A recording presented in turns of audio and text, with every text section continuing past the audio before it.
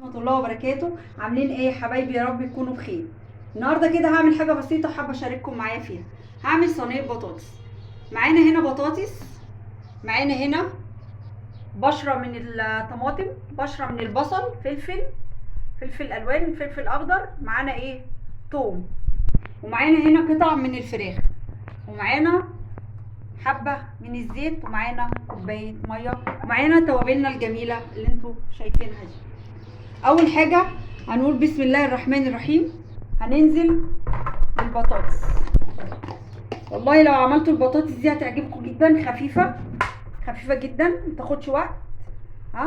ومقاديرها زي ما انتوا شايفين كده.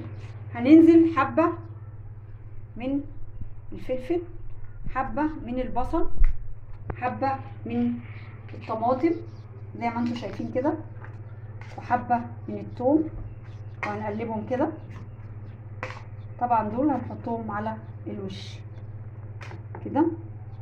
وهننزل بالبهارات الجميله بتاعتنا دي. اي حاجه انتوا عايزين تضيفوا، اي بهارات، فلفل اسود، اي بهارات موجوده عايزين تضيفوها. بسم الله الرحمن الرحيم كده. هنقلبها كده، بسيطه جدا وسهله جدا، وهتعجبكم قوي وما بتاخدش وقت خالص. جربوها وهتعجبكم جدا.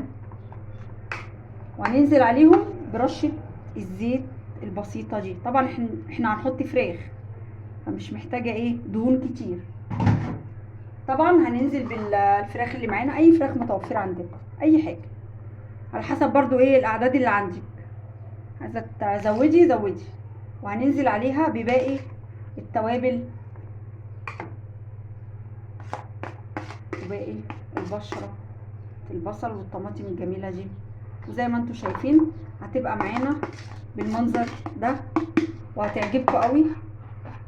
طبعا هنقوم حاطين لها هي كوبايه الميه دي بس، مش هنحط حاجه تاني. هتبقى معانا بالمنظر ده. اسويها وارجع لكم بعد ما اسويها.